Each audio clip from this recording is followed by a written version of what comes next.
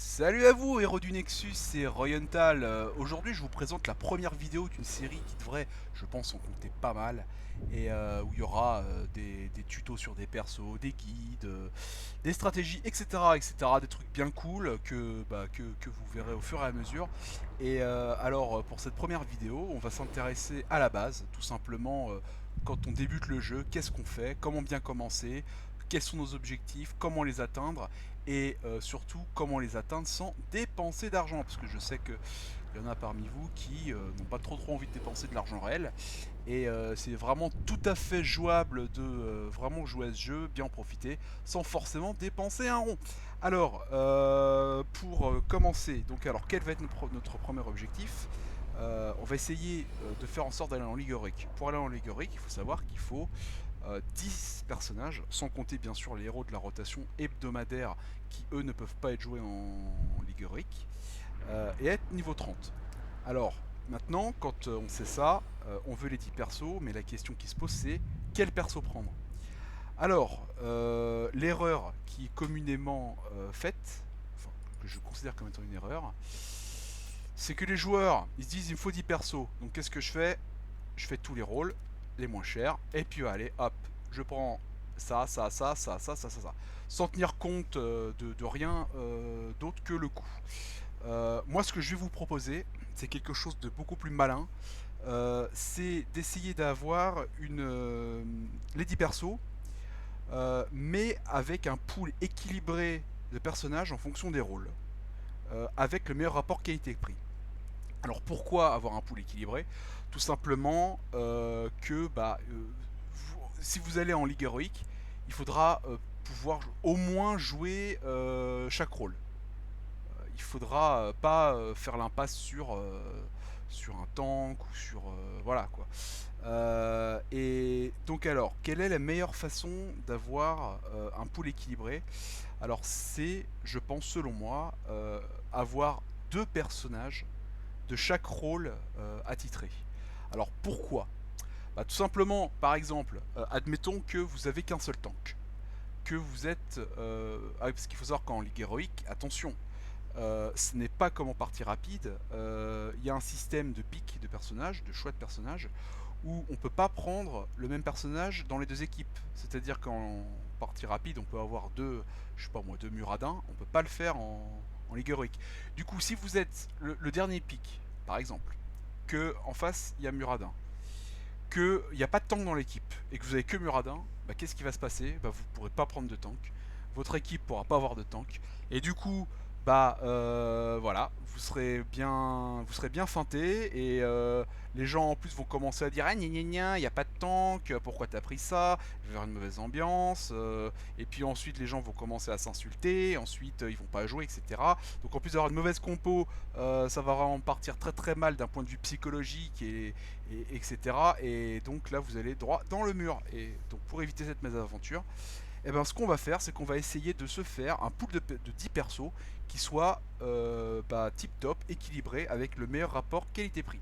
Alors ce qu'on va faire, c'est que on va prendre, voilà, on va commencer par les guerriers, qu'on appelle aussi les tanks en général. Dans les tanks, ce que je vous conseille de prendre, donc là je les ai classés par les moins chers. Là on peut voir que, voilà, et tous ces persos là, bon, Johanna est assez cher, mais c'est un bon tank, mais grosso modo, dans les tanks les moins chers, il y a les meilleurs, ce qui est plutôt à notre avantage. Euh, ETC, Muradin, Anubarak, c'est vraiment les trois que je vous conseille.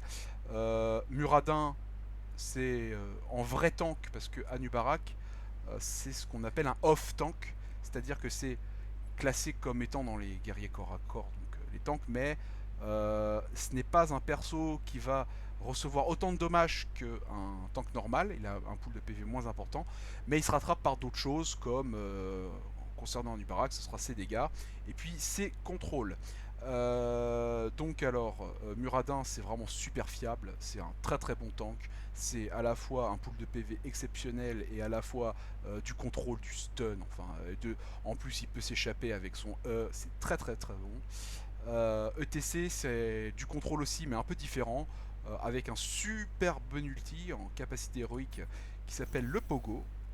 qui est là, une petite canalisation et qui étourdit les ennemis proches pendant 4 secondes. Alors 4 secondes, dans ce jeu, c'est une éternité. Ça paraît pas quand on connaît pas, on se dit oui, 4 secondes, bon, ok, mais 4 secondes, c'est énorme.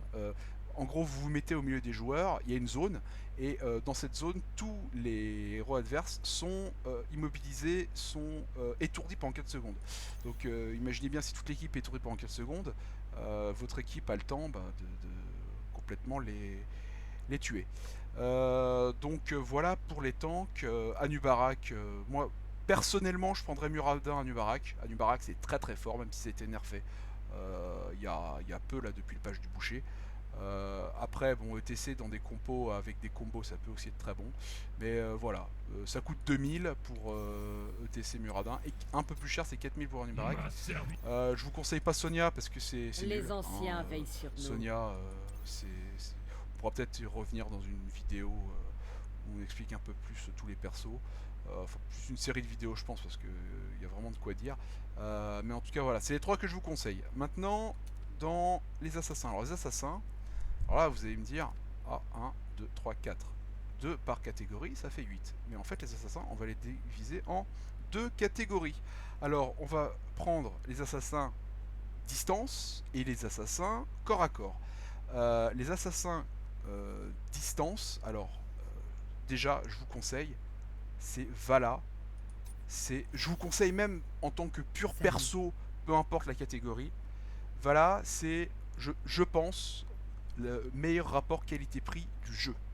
Parce qu'un perso qui coûte aussi peu cher, aussi fort, en plus, elle est en difficulté facile, et pour cause, elle est facile à jouer, elle fait énormément de dégâts, elle est très efficace, et elle coûte pas cher. C'est un perso qui sera très rarement décevant, enfin, qui sera normalement, si c'est joué correctement, ce sera jamais décevant. C'est un des meilleurs, vraiment un des meilleurs range, un des meilleurs assassins de distance, et pour débuter, c'est parfait. Ensuite, ce que je vous conseille de prendre, c'est en deuxième perso, Ticus. Pourquoi Ticus? Parce qu'il coûte 4000, et pour son prix, il est plutôt correct. Il est très très fort sur certaines maps, mais ça on y reviendra dans d'autres vidéos. Il a des match-ups plutôt favorables contre des persos assez populaires, comme Illidan par exemple. Et alors pourquoi je vous conseille pas Raynor? C'est un distance qui coûte 2000, tout simplement parce que Raynor, ça pue un peu des pieds, hein, pour pas dire autre chose. Raynor, alors c'est fort en début de partie, mais je trouve que ça, milieu de partie et fin de partie, ça fait pas grand chose quoi. Ça a pas de burst, ça a surtout du poc, et voilà. En général, Ticus c'est quand même mieux, ça coûte 2000 de plus, mais on a quand même un perso de qualité. Et là, ce qu'on veut justement, c'est avoir à la fois 10 persos, mais avec un bon rapport qualité-prix. Pouvoir aller en Hero League avec des bons personnages, c'est quand même très important. Ensuite, bon, alors si.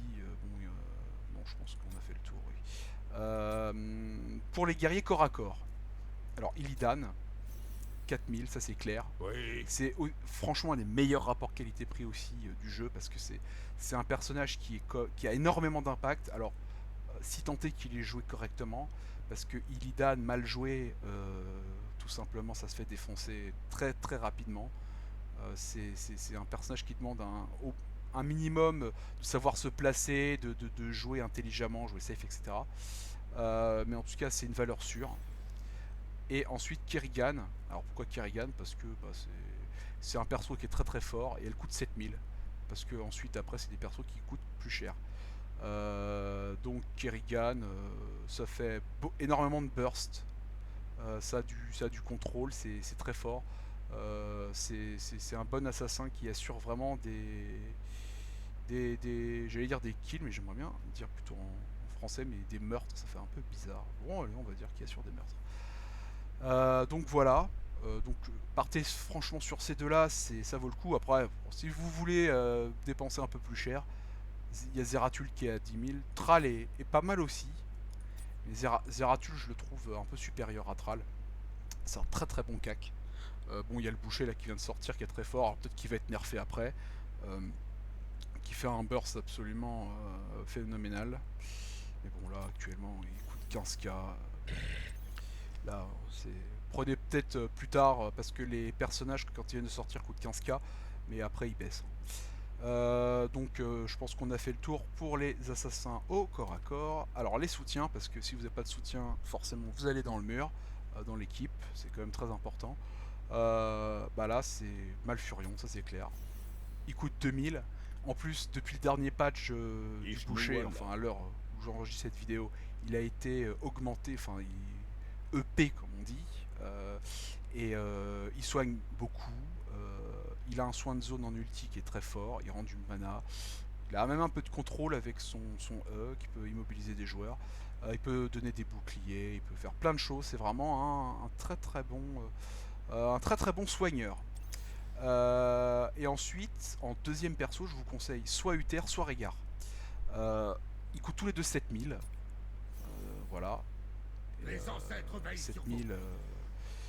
Et donc, c'est deux très très bons supports. Alors, peut-être que certains diront Uther est peut-être un peu super. Régard a été nerf récemment depuis le patch, mais il reste toujours très très bon. Il a quand même un ulti. Les Je vous ancêtres veillent conseille quand sur même de vous. prendre celui-là tout le temps parce qu'il est énorme. Il vous rend à n'importe quel. Bon, peut-être sauf à Muradin s'il a 1% de vie, mais grosso modo, il vous rend toute votre vie quoi. Son ulti est absolument remarquable. Il donne des boucliers, il fait du soin, en plus du soin qui se propage à d'autres alliés, c'est très très fort. Et Uther, lui, bah, il a du CC Bien le bonjour, en plus, et un CC quand même assez fort. Il a en plus son bouclier divin qui rend invulnérable. Alors 3 secondes, c'est comme je disais tout à l'heure, ça paraît 3 secondes, mais 3 secondes c'est énorme.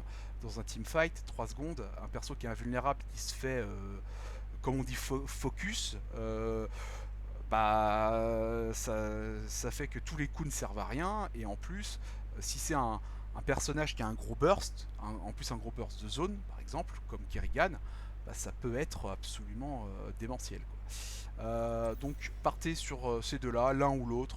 Franchement, à la limite, quitte à choisir, faites-le avec celui où vous vous amusez le plus, hein, vous vous sentez le plus à l'aise. Voilà. Et puis bon, alors donc je pense que j'en ai parlé. Lily, je vous conseille pas du tout. Je sais pas si je. Je crois pas que non, je pense pas que je vous en ai parlé. Lily, je vous conseille pas du tout parce que c'est le perso en général. C'est pour ça qu'on voit beaucoup de Lily en Ligue Heroics parce que c'est tout simplement un support pas cher. Les gens ils veulent leur 10 persos, donc ils l'achètent automatiquement. En général, ils achètent Lily plus Malfurion. Mais du coup, si Malfurion est pris, ou alors tout simplement ils savent pas trop, ils se disent ouais Lily ça peut être pas mal. Mais en fait Lily c'est nul, tout simplement. Lily, elle a été en plus, elle était déjà nulle avant, elle a été nerfée, donc voilà, elle peut pas viser qui elle soigne. Moi je trouve qu'elle fait pas grand chose. Comparé à des persos comme Malfurion, Régard Uther, c'est voilà quoi, c'est pas génial. Bon ensuite il y a Luisel, bon ça c'est si vous voulez dépenser 3000 de plus, ça a été modifié récemment. Allez on peut dire ça a été un petit peu peut-être nerf. Quoique, enfin bon, je ferai peut-être une vidéo là-dessus, on va pas aborder ce sujet maintenant. Mais bon c'est très très fort, c'est un support qui est très très bon aussi, qui est assez top, mais il coûte 10 000 donc un peu plus cher. Ensuite en spécialiste alors. En spécialiste, bah, moi ce que je vous conseille, parce que alors là les spécialistes, c'est là du coup on va dépenser un peu plus, parce qu'il n'y a pas de spécialiste. Voilà, il y a Gazeux qui coûte 4000, mais Gazleux, je l'ai même pas acheté malgré tout l'ordre que j'ai. Gazleux, je trouve qu'il fait pas, alors il fait pas grand chose. Oui, certes, il peut réussir à faire des camps assez facilement, voire même un boss à partir d'un certain niveau tout seul, mais mis à part ça, dans un teamfight, il va pas vous apporter grand chose. En général, c'est. Alors, peut-être sur la nouvelle map, pour l'objectif, en plaçant des tourelles, à voir. Euh, Ça fait pas longtemps que c'est sorti la nouvelle map, la Champ de l'Éternité, donc j'ai pas encore assez de recul pour vous dire. Peut-être qu'à la limite, ça pourrait s'envisager, mais de manière générale, c'est plus que borderline. Donc je vous conseille plutôt, moi, de partir sur Zagara et Sylvanas, qui sont les deux meilleurs spécialistes. Alors, certains diront oui, Sylvanas, on peut la mettre même dans les ranges assassins, les assassins de distance, et ils ont tout à fait raison. D'ailleurs, en fonction du build C'est-à-dire des talents qu'on prend, on peut plus la spécialiser, push, donc spécialiste, ou plus plus la spécialiser spécialiste. Donc en fonction du build. C'est à la fois un super spécialiste et à la fois un super assassin. Alors, ça coûte 10 000, certes. J'essaye de faire La en dame sorte noire que ça veille coûte le sur moins cher vous. possible. Et là, je vous propose un perso à 10 000. Qu'est-ce que c'est que ces conneries? Mais c'est parce que vraiment, si on a besoin de deux spécialistes, et on va dire deux spécialistes sûrs, parce que à Batture par exemple, il faut avoir une composition bien spécifique. Asmodad ça coûte le même prix, donc autant prendre Sylvanas. Sylvanas, je pense que de manière générale c'est plus polyvalent. Donc voilà, faut vraiment, Zagara c'est super fort. C'est franchement c'est le perso qui est le plus fort en laning seul. C'est le perso qui peut vraiment tenir le plus ses lanes. En 1v1, c'est juste infernal en début de partie de se taper une Zagara. Donc voilà, partez sur les deux. Donc avec les assassins, plus en jouer. Alors, pourquoi je vous ai fait vraiment une différenciation entre range et corps à corps? Parce que il faut quand même, dans une composition, c'est pas possible, enfin c'est pas que c'est pas possible, mais c'est juste que c'est très très déconseillé de prendre que une équipe de corps à corps, quoi. Si vous avez que du corps à corps et aucun range, bah, par exemple imaginez un soldat avec une machette qui arrive en courant comme un dératé sur un autre soldat qui a un fusil. Bah, le soldat qui a un fusil, vous savez, c'est un petit peu comme dans la scène pas de James Bond, de Indiana Jones, où il y a le mec avec son sable là, qui le fait tourner dans tous les sens, et Indiana Jones qui sort son flingue et qui le tue. Bah, c'est un peu la même chose, quoi. Si vos cas ils vont mettre un certain temps à arriver sur les ranges ont le temps de faire des dégâts. Donc bon, après, bon, alors on va me dire qu'Erigan il a un saut et lui il peut sauter aussi, mais bon, de manière générale, c'est quand même conseillé d'avoir plus de range que de cac, d'avoir au moins un cac dans l'équipe en assassin, ça peut être pas mal. Sachant que alors les compositions, c'est pas forcément monolithique. On peut avoir des compositions avec double tank, c'est-à-dire un tank, un off-tank, ça peut se voir. On peut jouer sans spécialiste, hein, ça c'est tout à fait possible. Par contre, on peut pas jouer sans soutien, ça c'est obligatoire. Soutien, assassin, ça c'est obligatoire. Mais spécialiste, on peut toujours s'en passer. Ça dépend des maps, ça dépend de plein de choses, mais ça, je pense qu'on abordera ça dans d'autres vidéos. Donc alors, on va faire un petit récapitulatif sur notre composition qu'on prévoit de prendre. Donc alors en guerrier, Muradin, Nubarak, ETC.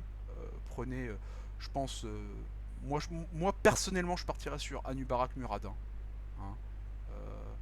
Même si ça pour certaines combos, par exemple avec Keltas sur un pogo ça peut être extrêmement fort. Mais voilà ce que vous avez en guerrier.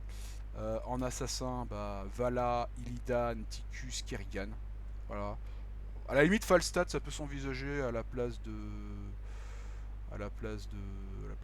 Ticus. Pourquoi pas si on a envie de dépenser légèrement plus, parce que ça peut être pas mal. Bien joué, c'est assez fort. Faudrait voir, c'est très subjectif qui est le plus fort entre Ticus et Falstad. Surtout que sa range a été améliorée depuis peu, donc à voir. Donc voilà, partez sur cela. Ensuite, en soutien, Malfurion et Uther ou Régard. Voilà, prenez celui qui vous plaît le plus, hein. Le but c'est aussi de s'amuser. Puis ils sont très bien tous les deux. Et puis ensuite, Zagara Sylvanas. Voilà, en spécialiste, c'est vraiment le top. Alors à 10 000, on pourrait me dire oui, alors il y a les Vikings. Ça coûte autant que Sylvanas, mais Sylvanas est plus polyvalente que les Vikings. Les Vikings sont monstrueux sur certaines maps et moins forts sur certaines autres. Et puis c'est le perso que je vous conseille absolument pas pour débuter, hein. C'est vraiment un perso qui est pas évident à prendre en main, qui requiert beaucoup de micro et d'être partout sur la map. Enfin bref, voilà, donc là on a nos 10 persos, et alors si on fait un petit calcul, bon après ça dépend si on prend un nub au lieu de TC, etc. Mais en gros ça nous fait entre 47 000 et 49 000 or. Alors 47 000, 49 000 or. Pour avoir une compo complètement prête pour la ligue héroïque, avoir que des bons persos, pouvoir dans tous les cas quand on joue un rôle, avoir un bon perso. Ça peut paraître beaucoup quand on voit par exemple, ouais, on a des quêtes, ouais, jouer 3 parties ça fait 600, machin, c'est une par jour, ah quand même, 47, c'est pas mal. Mais finalement, ça se fait assez, pas trop difficilement, et je vais un petit peu vous expliquer comment justement avoir de l'or rapidement. Donc, alors, ce que je vous conseille pour avoir ces fameux 47-49 000 or, c'est alors déjà de faire vos quêtes journalières.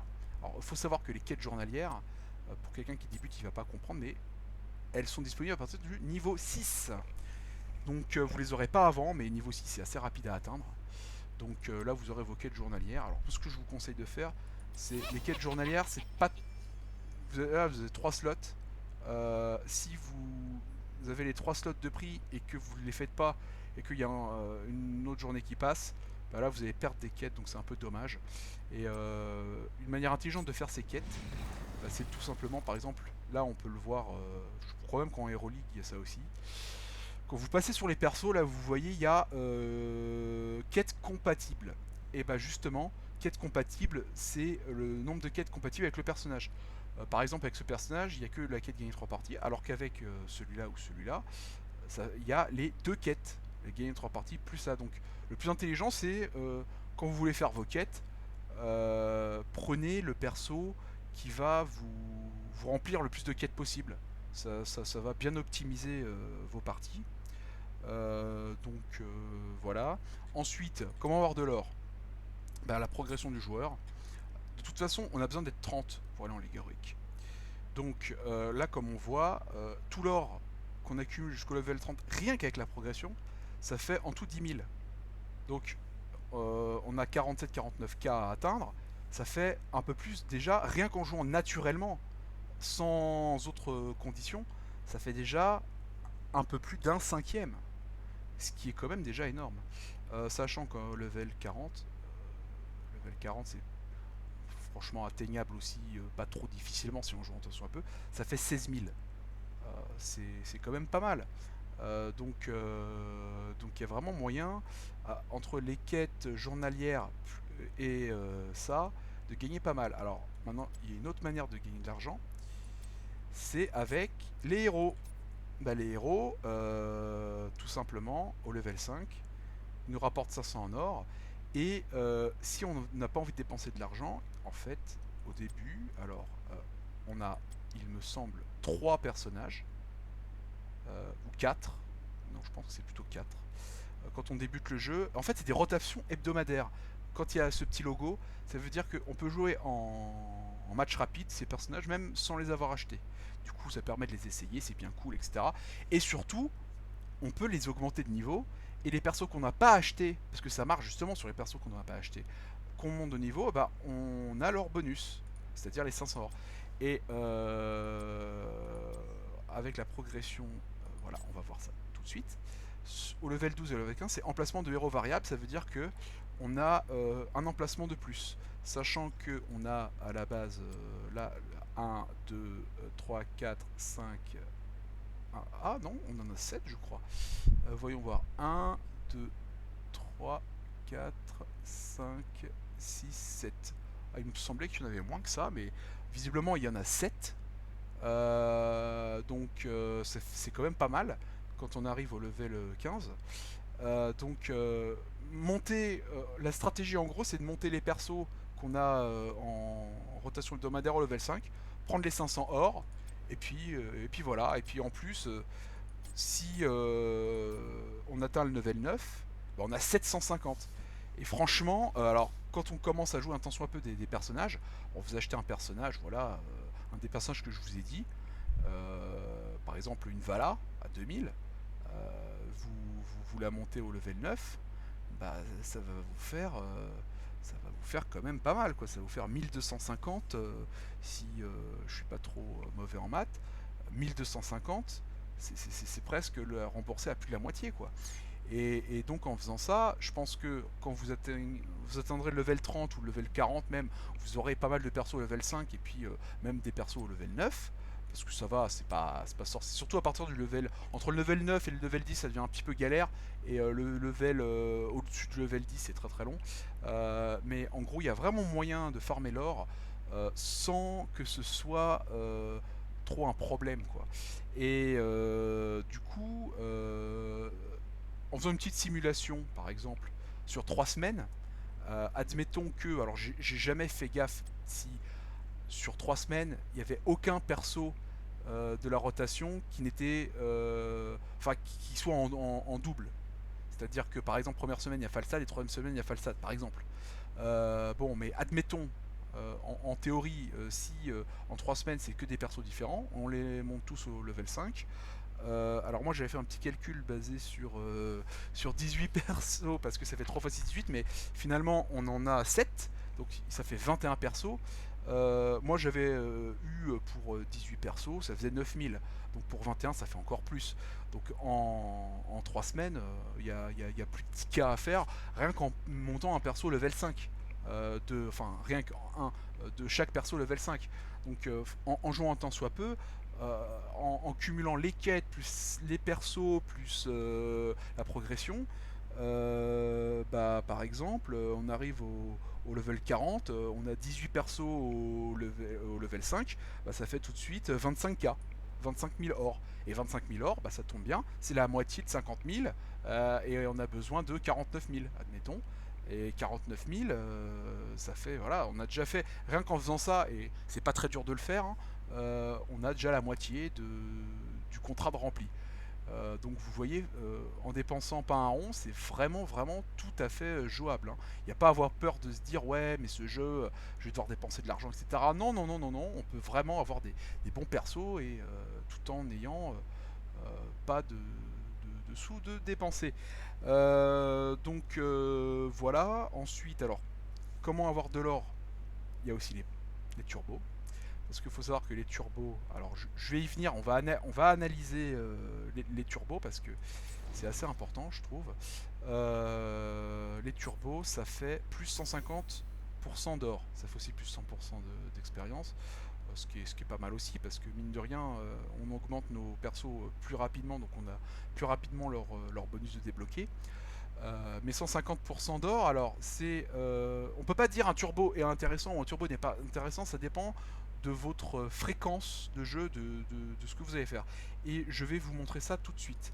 D'ailleurs, à savoir que quand on progresse, quand on arrive au level 10, alors ça c'est un conseil que je vous donne, ne passez pas à level 10 si dans les 7 jours après que vous ayez initialisé ce turbo, vous jouez pas.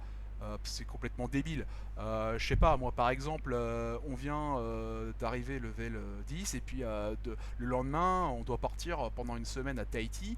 Bah, à moins qu'on joue à Heroes of the Storm pendant la semaine où on est à Tahiti, bah, c'est pas génial quoi, parce qu'on n'est pas à Tahiti pour jouer à Heroes of the Storm, on est plutôt là pour la plage ou que sais-je, et donc bon voilà quoi.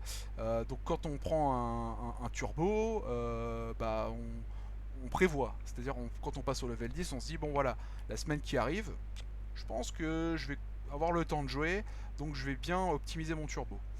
Voilà. Et alors le turbo, quand on en achète un, alors on va partir du principe, comme on raisonne par ratio qualité-prix, enfin, là c'est pas qualité-prix, mais le rapport du prix le plus intéressant, on va prendre un turbo de 30 jours, parce que c'est moins cher en ratio. Et donc alors ce qu'on va faire, c'est que on va prendre le coût et on va le convertir en ratio or, basé sur, alors il faut bien savoir une chose, c'est que le ratio or change, non c'est plus dans la boutique, en fonction des persos. Là on fait ça, là, les moins chers. Si on prend un perso qui coûte 2000, il coûte 4 euros. On va leur donner Donc le goût du bétail. en argent c'est le double si on fait ce raisonnement là. 2000 ça fait 4 euros, c'est pas très intéressant. Alors que un perso qui coûte 10 000, elle est comme abatture, bah là c'est du 1 pour 1 quoi. Donc moi si vous voulez dépenser de l'argent, si vous pouvez, hein, surtout, parce que c'est pas forcément facile pour tout le monde, et ben ce que je vous conseillerais de faire, si vous voulez faire un mix, c'est de prendre en or tous les persos les moins chers est de prendre en argent réel les persos les plus chers quand ils sont en promo. Parce que quand ils sont en promo, bah vous voyez là, ça coûte 10 000. Comme il est à 50%, il est à 5 euros. Donc du coup, ça devient tout de suite beaucoup plus intéressant. Donc voilà. Alors, revenons sur le turbo parce que là, ça fait un peu de digression. Donc, alors, on va prendre donc le ratio de 10 000 égale 10 000 or égale 10 euros.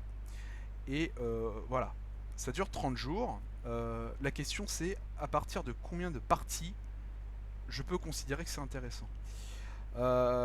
Eh bien, donc si on fait ce ratio, ça fait que, en gros, il faut voir ce qu'on gagne en or par partie. En ligue héroïque ou en partie rapide, en gros, on gagne 20 or par partie. Et avec un bonus de 10 or si on gagne. Donc, si on raisonne sur le long terme, on va plutôt pas partir de victoire-défaite, on va faire quelque chose de neutre. On va dire que toutes les parties, sur un ratio de 50%, on gagne sur le long terme 5 or. Donc en gros, par partie, on a 25 or. Si on prend donc les 150% de gain d'or, en gros, ça nous fait, sachant qu'une victoire c'est 75 or, une défaite 50, si on prend le turbo, en neutre ça fait 62,5. Donc en gros, sur le long terme, ça donne 37,5 or par partie. Donc, pour résumer, parce que là il y a beaucoup de chiffres, la chose à retenir c'est que sur le long terme, notre turbo va nous rapporter 37,5 or par partie, ce qui est quand même non négligeable. C'est quand même pas mal. Mais c'est pas mal, certes, mais à son prix, à partir de quand notre turbo devient intéressant? Et bien tout simplement, en faisant un petit calcul, en un mois, il faut faire 267 parties. Donc 267 parties, ça fait 9 parties par jour. Donc voilà, maintenant si vous pouvez faire 9 parties par jour, là vous rendez l'opération égale, ça vous en termes de ratio, c'est neutre. Et si. Voire en fait, non, j'avais calculé 8, etc. Donc 9 parties par jour, ça commence même à devenir rentable.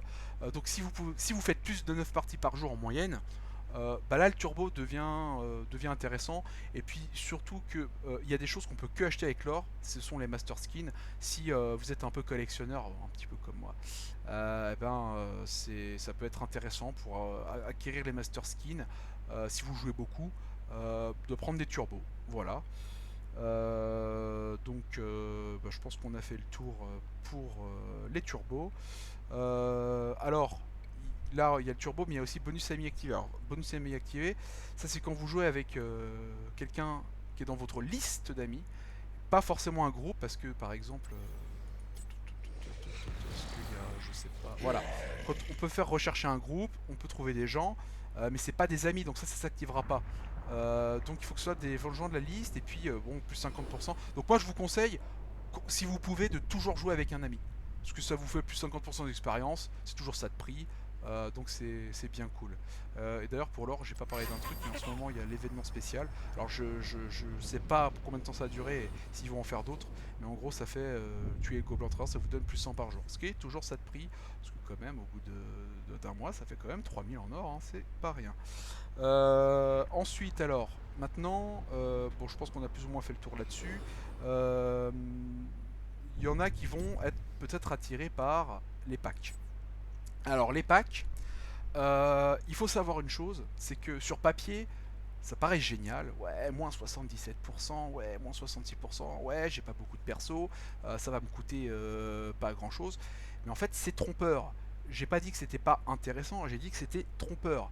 Je vais justement y venir. On va commencer par le pack à 77%. Le pack à 77% coûte 5 euros. Vous avez Raynor, Malfurion, Muradin et le Destrier de guerre. Si on prend le coup, ça c'est des persos qui coûtent 2000 chacun. Donc si on prend les packs juste pour avoir les persos et qu'on s'en fout complètement des montures, parce que cette monture on peut, enfin en tout cas peut-être à un autre moment, je sais pas, mais a priori on peut pas l'acheter, donc on peut que l'avoir dans le pack. Mais C'est si quoi on s'en l'histoire? fout complètement Ravi des de vous montures, qu'on veut juste les rencontrer. persos, bah ça fait des persos à 6000, donc 5 euros pour des persos à 6000, plus un turbo de 7 jours, parce qu'il y a le turbo de 7 jours qui est qu'on reçoit en bonus sur ce pack. Donc grosso modo, ça fait l'équivalent de 6000 or pour 5 euros, ce qui est déjà intéressant, parce que si on prend notre ratio de base, là c'est plus intéressant de les acheter dans le pack. Et en plus, il y a plus 4 euros pour un turbo de 7 jours. Et mine de rien, le turbo de 7 jours, bah finalement, enfin je dis que c'était pas intéressant, mais en fait, parce qu'avant il n'y avait pas ce turbo de 7 jours. Maintenant qu'il y a le turbo de 7 jours, si c'est quand même intéressant, parce que tout de même, les 4 euros, ils sont déjà quasiment amortis dans le pack, donc c'est que. Mais bon, Écoutez, le je truc sais c'est que je que c'est suis un turbo de 7 jours, agréable, donc c'est bien pas le meilleur sûr et tout, rapport mais on pourrait prix-efficience. passer aux choses sérieuses. Mais bon, en gros, c'est quand même plutôt intéressant. Voilà, on va pas passer une heure là-dessus. Donc maintenant, le pack à 66, moins 66%. Euh, alors là, par contre, Hey, effectivement, moins regardez qui 66%. voilà. euh, En fait, c'est pareil que l'autre, ça dépend si vous en carrez complètement des montures et des skins. En gros, alors, si vous voulez juste les héros, là, vous en avez pour. Donc, j'ai fait le petit calcul. Il y en a pour tous ces héros-là 46 000 or. Voilà, pour tous ces persos. Sachant que ça coûte 40 euros, on est à un ratio qui reste intéressant. D'un point de vue purement voilà, ratio. Euh, Après, il y a les skins. Sachant que la licorne coûte 20 euros. Donc ça fait gonfler. Du coup, les skins plus les montures, ça fait gonfler le prix du pack. Et donc, du coup, bah forcément, comme ça fait gonfler le prix du pack, et qu'il le propose à 40 euros, bah, ça fait une réduction qu'on a l'impression mirobolante. Mais si vous voulez Pinazebro, je sais pas si on peut l'acheter. Je crois pas qu'on puisse l'acheter en dehors du pack. Faudra vérifier, mais voilà. Mais en gros, si vous voulez juste les persos, bah notre gain, en fait, le pourcentage de réduction, ça sera pas de 66%. Hein, ce sera un ratio légèrement plus intéressant. Mais après, si vous vraiment vous considérez que ça, c'est voilà, vous voulez, C'est bah, ça reste toujours plus ou moins intéressant. Voilà.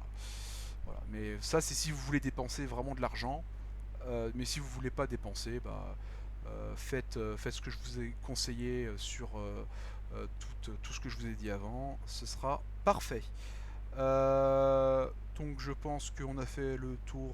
Oui, bon, on a parlé des packs, on a parlé. Bah maintenant, bah, c'est à vous de jouer. Hein. Vous pouvez franchement largement faire tout, tout sans dépenser d'argent et avoir un bon pool de perso. Donc sur ce, bah, je vous souhaite bonne chance et puis bonne partie. Et à plus tard pour une prochaine vidéo.